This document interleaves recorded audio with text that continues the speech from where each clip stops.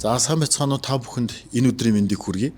За анагаахын шинжилгээ ухааны үндэсний их сургууль. За хуучнаар эрүүл мэндийн шинжилгээ ухааны их сургуулийн 2006 оны төгсөгчдийн санаачлан явуулж буй Алтан гагнуур подкастын энэ удаагийн дугаар эхэлж байна. За өнөөдөр битгэд дугаартаа Явадан эмнэлгийн захирал анагаах ухааны магистр Ариун Лавг, за Эсмо клиникийн гажиг заслын эмч Ангар нарыгаа ураад за тэг халуун дотн ярилцах гад сууж байна. За тэгэхээр подкастын зохион байгуулагчдын зүгээс бит эдийн гол зарчим бол сайхан чөлөөтэй ярилцах. Олон жил уулзаагүй найз нар хоорондоо уулзаад хэрхэн яаж ярилцдаг вүлээ те. Яг л тэр журмаар хэдүүлээ сайхан ярилцах нь. Тэгэхээр эхний асуулт Ариукагийн хувьд яагаад одоо юу гэдгийг имплант гэдэг салбар руу илүү их сонирхож орсон бэ? За ангаргийн хувьд бол гажиг заслын эмчийн хувьд энэ салбарыг яагаад илүү их сонирхов те?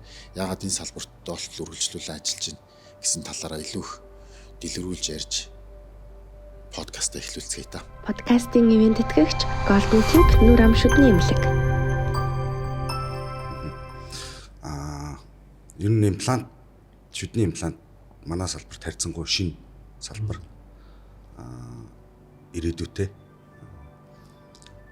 хүний шүдийг төрөлхийн мэд сэргээх боломжтой үйл ажиллагаа болонгоо сайхныг тийм учраас тэгэл явж байгаа л нэг мэдгэд имплантын салбар руу орчлоо. За яг гажиг засал маань болохоор өөрөө бас яг залуу салбар байхгүй юу. Тэгээд оюутан байхад нэг хичээл ордог, дандаа онл ордог. Ямар ч одоо гажиг заслын аппарат дүрс харж байгаагүй тухайн үедээ.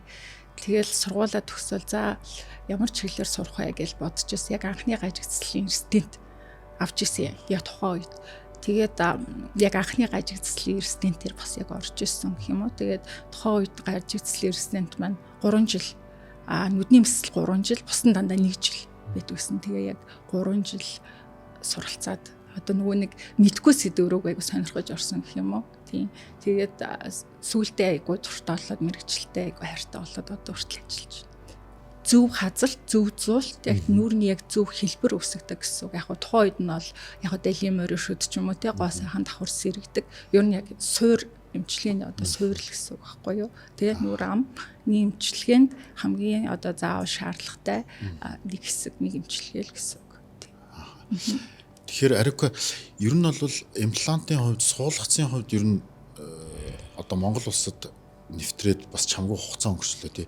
Тэгэхээр ер нь бол одоо имплантын чиг хандлага ямар чиг хандлагаар ойлгох явж байна. Нөгөө талаасаа гэх юм бол одоо юу гэдгийг энэ бол нэгдүгээр асуулт шүү. За хоёрдугаар асуултаа гингууд имплантын хувьд хүмүүс бас аюу их нөгөө юм буруу зөрүү тойрогдлууд аюух явагдаад байдаг. За жишээлхэд одоо надад ч гэсэн байдаг. Яагаад гэвэл би өөрөө нөгөө нэг мдэггүй зүйлх юмч MRI өрөөнд хүмүүсийг унтуулдаг байхгүй.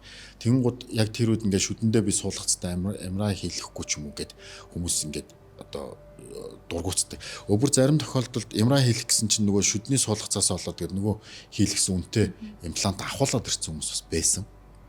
Тэгэхээр энэ хоёр асуултын хувьд. За имплантын хувьд одоо ирээдүйн чиг хандлага ер нь дижитал руу шилжиж байна салбар. Тодруулбал дижитал одоо дижитал хэв авал дижиталаар одоо имплантыг хийх, суулгацыг хийх, оёдлогоо хийх гих мэтчлийн технологи дэвшилт аргууд гарч ирсэн. Хоёр дахь асуулт MRI-ны хувьд бол одоо үйлдвэрлэж байгаа хүний амд суулгаж байгаа имплантууд бол MRI хийхэд ямар нэгэн асуудал гарахгүй. За ер нь банк асуулт байдаг. Хүн болгоо одоо MRI хийлгэж болох уу гэдэг асуулт. Жишээлбэл юу гэдэг онгоцны буудал дээр рентгенд дуурахууч гэдэг ийм асуултууд байдаг. Тэгэхээр энэ бол одоо хүний амд одоо хийж байгаа имплантууд бол MRI болон одоо тийм саранзан долгионд хийлгэхэд бол асуудал үүсэхгүй. Гол нь юуг мэдэх хэрэгтэй гэхээр тухайн имплант одоо амны импланттай байгаа хүмүүс рентгений эмч, MRI хийж байгаа эмч нартай л байгаа шүү гэдгийг л хэлэх хэрэгтэй. Асуудал юуд гардггүй гэхээр яг тухайн одоо импланттай эрүүн нүрийн хэсэгт MRI шинжилгээ хийхэд дүрс жоохон сарних л асуудал үүснэ гэхээс өөр юу гэдэг зурагт орж болохгүй гэдэг юм заалт бол байхгүй. Ангараг эмчээс басны сонирхох асуулт. Ер нь сүүлийн үед ингээ харахаар хүмүүс маш их одоо шүдний аппаратууд гэд зүүгээд байгаа тийм ээ. Тэгэхээр ер нь шүдний аппарат энэ гажиг цэцлийн эмчилгээг одоо хийх тохиромжтой нас гэж байд юм, хугацаа гэж байд юм. Дээрэс нь одоо юу гэдэг зарим хүмүүс бас юу гэдэг хит багтаа ч юм уу сүүн шүдэн дээр ч юм уу хийж болдгоо энэ төргээ бас нэг тиймэрхүү юм би яхаа би сонсч ирсэн учраас лавлж байгаа. Нөгөө талаас гэх юм бол юу гэдэг гажиг цэцлийн эмчилгээнд явсны дараах одоо юу гэдэг лээ одоо танаа мэрэгжлийн талаас нь би сайн хэлж мэдэхгүй байна тий. Илүү их одоо юу гэдэг дараад нь барих ч юм уу тий. Тэр асуудлууд нь ямар байдаг талаар бас тодорхой мэдээлэл. Подкастинг ивент тэтгэгч гоо сайхны мэс заслын юм эдэмлэг. За ер нь бол гажиг хизэнээс эхэлж засаж болох вэ гэхлээр гажиг болгон одоо өөрсдөө хүнд хөнгөмж гэдэг юм уу те. Тэгэхээр нас бол ер нь 2-3 наснаас эхэлж болно. Ямар төрлийн гажиг гэдгээс хамаарат байх нь шүү дээ. За тэгээд тэрнээс дээш хэдэн ч нас гэж бол одоо миний тохиолдолд бол би 73 настай хүнд ч гэсэн аппарат тавьжсэн байхгүй юу. Тэгэхээр гажиг цэцлийн эмчилгээнд ерөөсөө нас хамаагүй. Юу хамаатай вэ гэхлээр тухайн хүний амны хүндийн потенциал хамаатай байхгүй юу. За одоо шүс сууж байгаа ясны хэр байна, шивэгдэл байна уу те ямар нэгэн суур өвчин байна уу гэдгээс хамаарал эмчилгээний хугацаа арай жоохон өөр гардаг гэсэн. За ер нь бол гажиг цэцлийн эмчилгээн дээр бүх эмчилгээ дуусаад одоо гоё болчлаа гэж бодъё те амны хүндээ эрүүлжээд бүх шүднүүд тэгшрээд гоё болчлаа гэхэлэр хамгийн сүүл бэхжүүлэгч аппарат гэж зүүдэг. Энэ болохоор яг гарсан үр дүнгээ хадгалах зорилготой л гэсэн үг. Тэгэхээр одоо нөгөө энгийнээр тайлбарлал одоо ясан дотор яс хөдөлгөөд ингээд тэгшилчж байгаа гэсэн үг шүү дээ тий. Тэнгүүд одоо боруулах хугацаа үнд хэрэгтэй буюу бэхжих хугацаа хэрэгтэй байхгүй юу. Тэгэхээр бэхжих хугацаанда бэхжүүлэгч аппаратаа сайн зүүчгээд одоо насаараа гоё болох тэр болсон үр дүнгээ хадгалж болно л гэсэн үг тий. Ер нь бол айгүй энгийн. Имплантын ер нь үндсэн заалтууд ямар заалтуудтай имплантуудад тавигдаад байна? Хийж болохгүй заалтууд. Аль аль нь болох болон болохгүй ч юм тий. За имплантыг хийж болохгүй заалт төлөлийн заалт бол байхгүй. Харьцангуй заалтууд бол байгаа. Чихрийн шижинтэй, зүрх судасны өвчтэй, за суур өвчнүүд байна. Жишээлбэл чихрийн шижингийн үед 10-аас дээш 12 үзүүлэлттэй байхад бол имплантыг нэлээд хяналттай, урссан, бэлтгэсэн имплант суулгаж болно. Түүнээс насаас нөлөөлөхгүй. За мэдээч шүд дэш давхуулсан уу, хизээ ахуулсан, ясны хатамжлын зэрэг нь ямар байна гэдгээс шалтгаалаад хийх болон хийхгүй заалтууд хамаардаг. Ангараг эмчийн хувьд шүдний одоо гажиг цэцлийн эмчилгээний заалтуудыг одоо базаа цөөн үгэнд хэлвэл ямар тохиолдолд яг энэ одоо юу нэ заримдаа миний зүгээр харж байгаа охтууд хүүхдүүд ч юм уу илүү их гоёх маягтай ч юм уу хийлгээд байгаа юм шиг санагдаад байдаг байхгүй. Энэ миний бодол буруу бах тий. Ер нь ер нь бол тэгдэг юм. Аав ээжгээ дагуулад ирсэн те зүгээр л аппарат зүүмээр гэхдээ яг заавал шаардлагатай үгүй юу гэдэг бас заалтууд байна л да. Одоо үнэхээр нүрэн дэлийгаад байгаа ч юм уу те одоо харагдах байл инээж бинэхээр одоо ингээд соёо шүдтэй харагддаг те. За тэгээд эрүү өвддөг ч юм уу яг тийм үндсэн заалтууд бол байна. Хүүхдүүд хөвчлөө би нэг бас өгтөөрөөдөг. Тэ тэмгээл луцдгийн хийх ч гэдэг юм уу те. Тэгэхээр би бол яг өөртөнд хэлнэ. За яг шаардлагатай гэд тэгвэл зүүн шаардлагагүй гэд бас яг шударга хэлэх хэрэгтэй. Гол нь гажиг цэцлийн эмчилгээ чинь маш удаан хугацааны эмчилгээ шаарддаг. За нэг ойролцоогоор 1-3 жил бол ингээд сар болгоо ирнэ үзүүлэн нөгөө сэтгэл хөдлөлөөр хийгддэг эмчилгээ биш учраас ер нь анханасаа нөгөө аппарат хийлгэж байгаа энэ хүмүүстэйгээ сайн ойлголцоод ярилцахгүй бол ер нь насны жоохон хүмүүсийн юг одоо шанцыг шаарддаг тийм эмчилгээ тийм. Тэгэхээр ер нь бол эрүүл нүрийн салбарын одоо мэрэгжилтнүүдийн хувьд бол маш их чимхлүүр, маш их одоо юу гэдэг цаг зав шаарддаг одоо мэрэгжлийнхэн гэж хоёр найзаа бол ойлгож юм би. Тэгэхээр ер нь дунджаар ер нь өдөрт хэдэн цагийг яг шүдний ч юм уу эрүүл нүрийн эмчилгээний хэсэг дээр яг өнгөрөөж ин та хоёр? За миний хувьд бол 10-аас 12 цаг. Аха. Тэр багадаа нэг 8 цаг. Ангараг эмчүүд.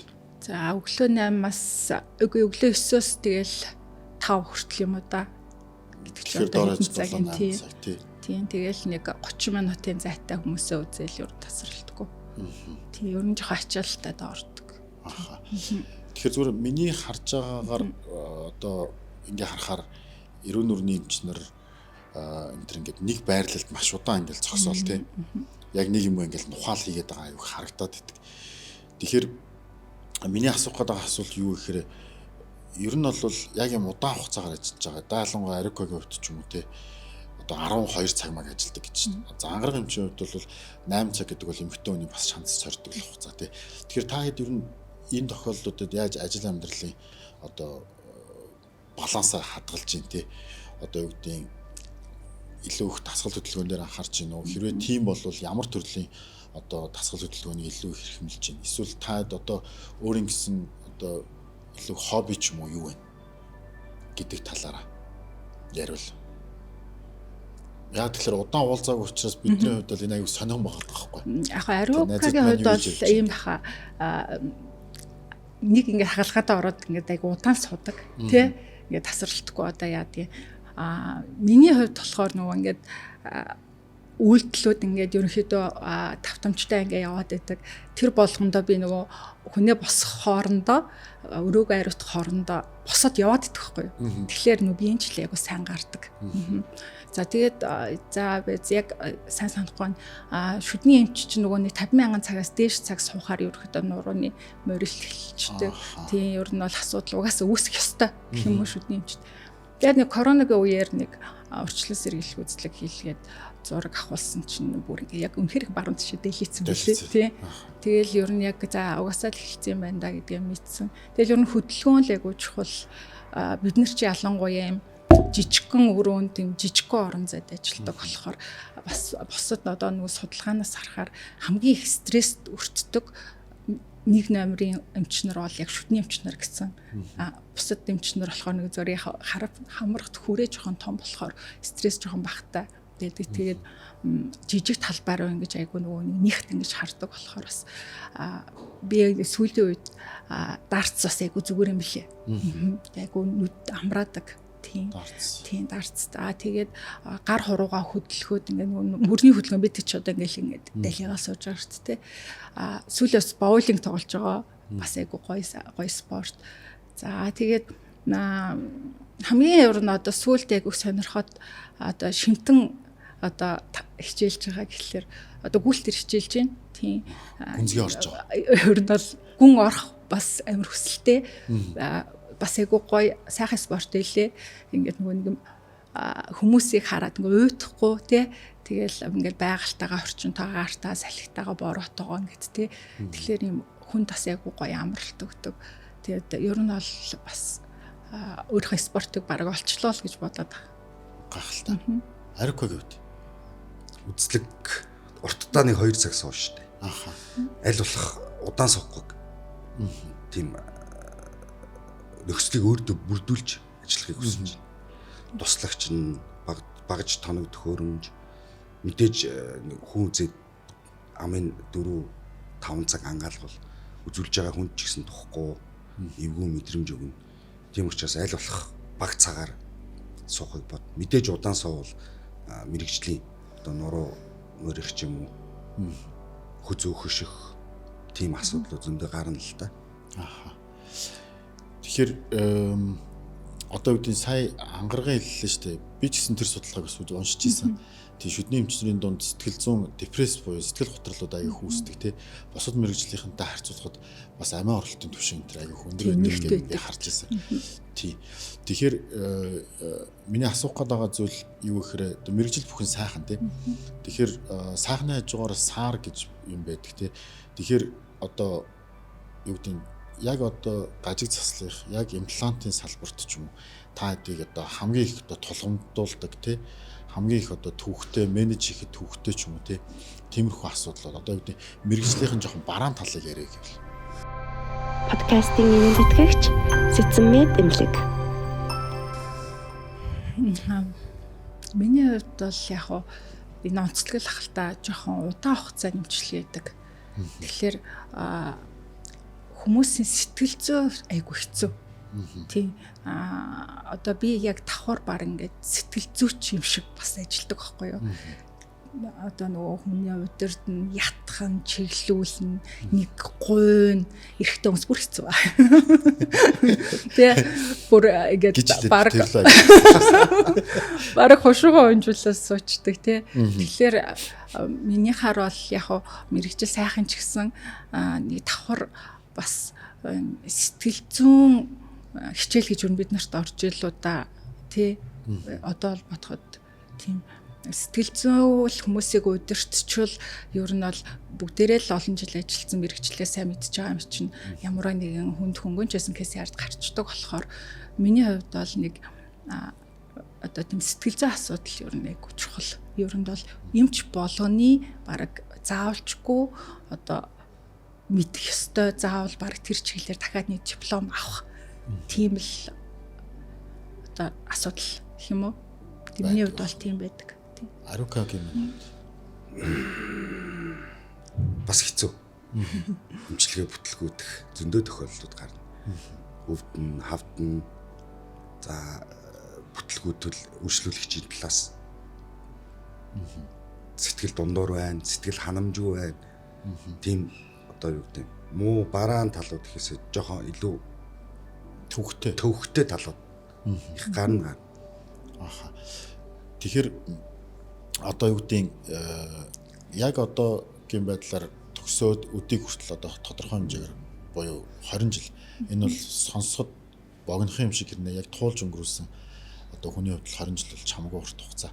Тэгэхээр яг анх төгсөөд очижсэн 90 нүрний эмч Арука анх төгсөөд очижсэн одоо эхэлжсэн эмч ангаргийн хувьд 20 жилийн дараа өөрснийгөө дүгнээд нэг харах юм бол ямар дүгнэлт өгөх вэ? 20 жилийн өмнөх ариун тий. Одоо хариулт. Тий. Ариутны хариулт. 20 жил нас нэмсэн. Бас өөрсөр суудсан байгаа. За мэрэгжлийн хувьд одоо хүртэл сурсаар л явна. Ирээдүйд ч гэсэн илүү сураад одоо илүү чанартай үйлчлэгээ, эмчилгээг үзүүлнэ гэж л бодож байна да. За Аруукагийн маань хувьд бол өөрийгөө одоо чамласаар л байгаа юм байна гэж ойлголоо. Илүү их боловсрох, илүү их одоо юу гэдэг чанарчхад бас цагаа зарцуулна гэдэг одоо зарцуулах шаардлагатай гэдэг гэж өөрийгөө олж харсан байна. Ангаргийн маань хувьд. Би бол өөр хайгуу сайн талуудыг олж харсан. Нөгөө өмнө анзаардгүй байсан чанарууд гэх юм уу? Айгуу юм төвчээртэй юм байлээ. Яг айгу тууштай юм бэлээ өөрөө жоохон магтаа. Тэгээд нөгөө нэг юм хизээч нөгөө ард нь гарахгүй дээ гэж ч юм уу бодогдох тийм бодлууд бас хүн байна шүү дээ тий. Тэгэхэд аль хэзээний гараад даваад тэрийг айгу ингэж хөмкнөөр туулцсан. Ер нь бол айгу өөрийгөө ер нь олж яваа гэх юм уу те нэг тийм үг гэдэг чинь өөрийгөө олмоор гэдэг шүү те ер нь өөрийгөө нилээ олцсон гэж өөрийгөө бодоод байгаа шүү те юун туртаагаа мэдчихээн юун дургуугаа мэдчихээн те яавал яадгаа мэдчихээн тэгээ ер нь бол одоо 20 жилийн өмнөх ангаргаа одооны ангарах хоёр бол илүү сайжирсан илүү л одоо мундаг л болсон л гэж бодож байна өөрийгөө тэгэлгүй яах вэ тэгэхээр одоо хувь хүнийхээ талаас ярьж үзлээ тэгэх юм бол тэгвэл нөгөө талаараа одоо танаас салбарын хувьд буюу 90 нүрний салбарын хувьд биднийг оюутан болж явах үеэс эхлээд гэдэг чинь одоо бараг 25 6 жилийн өмнөх юм ярих гэж байна 20 жил биш үү тэрүүнтэй одоогийн салбарынхаа хөгжлийг харьцуулаад ярил одоо Аруукагийн хувьд бол тодорхой хэмжээгээр одоо нэг газараа маш удаан хугацаагаар бас эмчээс авахлаа захирал хүртлээ хийжлээ шүү дээ тийм ээ тэгэхээр бас хэлэх үг байгаа болов уу гэж би харж байна. 25 жилийн өмнөх одоо манай салбар одоо шүдний салбар маш өөр болсон. За одоо юугаар зөвлөж хэлэх юм бэ? Маш хурдтай өгцөн. Технологи сайжирсан, эмчилгээний чанар сайжирсан, эмчнэрийн сайжирсан, ер нь боловсон үеийн сайжирсан. Сургууль, шүдний сургуулиуд, баазууд маш сайн болсон. Ангаргаа үед хэлвэл.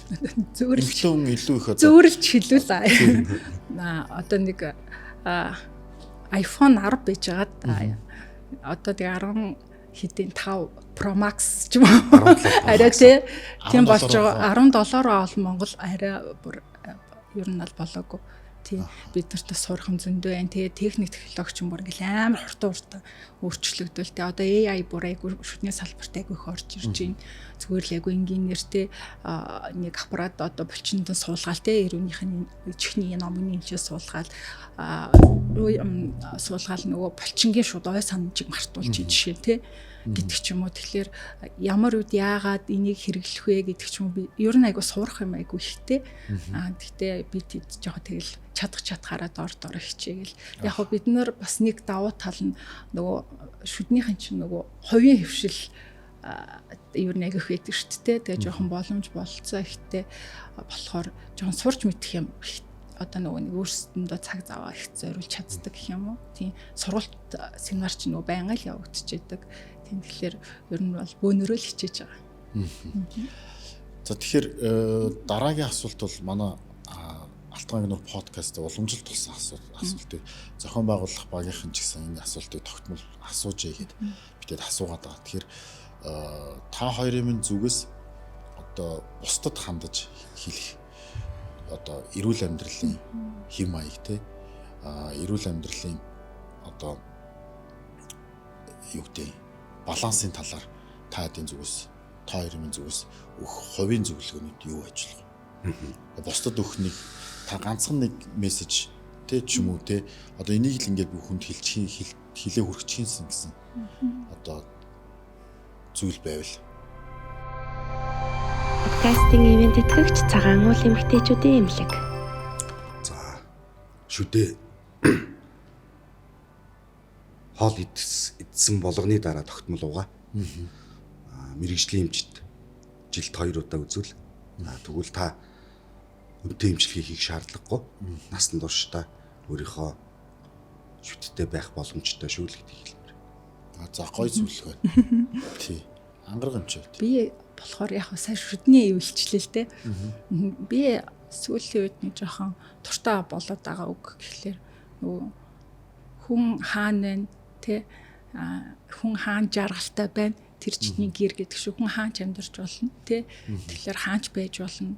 Тэгэхээр гоё одоо өглөө сайхан бүлээ усаа угаад бүтэн нойртой байхад тэгэл ер нь ад жаргал цаанаасаа бүлээн ус бүтэн нойртой байхад л те ад жаргал угаасаа л цаанаасаа ундрах тийм л тэгж л хэлмээр байна.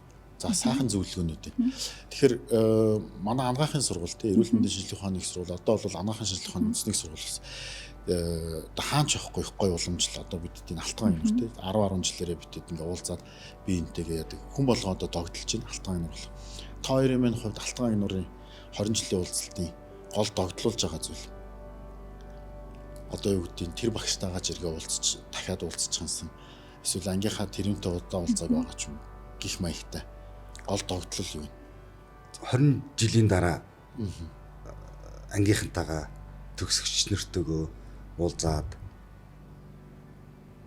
хараад нөхөрлөөд ингээл их сонирхолтой. Сонирхолтой байна тий. Удаа уулзаагүй ч хүмүүс байна. Тийм байна. 20 жил уулзаагүй. 20 жил уулзаагүй ч хүмүүс байна тий.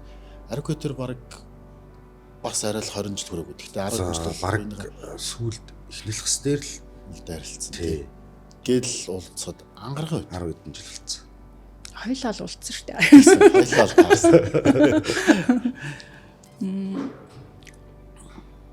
Минийхаар бол яг сая ингээл ангийнхантайгаа нөгөө нэг комиссионст ороод ингээд ярилцахад төгсөөд яг 20 жил бол алга болсон байсан байхгүй тий бас гоё эссэн таарлаа. Тэгээ хоорондоо нөгөө ингээл оюутан цагийнхаа юмнуудыг ярьж инээлтэх бас гоё. За миний бас нэг гоёс харж байгаа өнцөг нэгэнд 20 жил болсон би тэгээд айл хэзээ амьдралаа нийцсэн олцсон тэнцэн хүмүүс шинэ бас нөгөө нэг одоо бие биендээ дахиад шинээр танилцж байгаа гэх юм уу те шинэ юм communication үүсгээд хаана юу хийдэг юм бэ гэдээ би өөр нь бол энэ жил мэдээлэл цуглуул гэж бодож байгаа те. Тэгээ зөвөр нөгөө нэг төгсөлтөл гэдэг мэддэг манай ангийн тэр нэмчилгээний ангидаа нас ангидаа л гэж мэддэг болохоос биш яг юу хийдэг юу нэмчвэ гэдэг бас бид нарт угаасаа л бие биендээ хэрэгтэй дэмтэй болохоор би ер нь энэ жил ер нь хүн болгонтой танилцъя гэж бодож байна. Подкастын ивент тэтгэгч Golden Tip нүр ам шүдний эмнэлэг. Подкастын ивент тэтгэгч цагаан уул эмэгтэйчүүдийн эмнэлэг. Подкастын ивент тэтгэгч гоо сайхны мис заслын Юмэд эмнэлэг. Подкастын ивент тэтгэгч Сэцэнмэд эмнэлэг. За хангахад бол бүр зорилго тавьсан байна. Тийм дагдлоос гадна зорилготой байгаа. За ямар ч хэлсэн та хоёр маань хүрэлцэн ирээд өөрснийхөө талаар, салбарынхаа талаар товч ч гэсэн бас сархан халуун дулаан яриа өрнүүлсэнд баярлалаа. Өөрснийхөө амралтын өдрөөс гэр бүлдээ зарцуулах цагаас одоо хумслаад өөрсөндөө зарцуулах цагаас хумслаад энд ирээд ингээд сайхан ярилцсанд хоёр найздаа туйл их баярлалаа. Тийм тэгээ та хоёрынхоо цаашдын ажил хөдөлмөрт өндөр амжилт хүсье. Тийм та хоёртаа баярлалаа. За баярлалаа. Өрсөн баярлалаа. За анагаахын шинжилгээ ухааны үндэсний их сургууль хуучнаар эрүүл мэндийн шинжилгээ ухааны их сургуулийн 2006 оны төгсөгчдийн санаачлан зохион байгуулж байгаа Алтан гагнуур подкастын өнөөдрийн дугаар энд хүрээд өндөрлж байна. Нийт төгсөгчдөө Алтан гагнуур подкасттай хамт байгаарай гэж хүсье. Баярлалаа. Баяртай.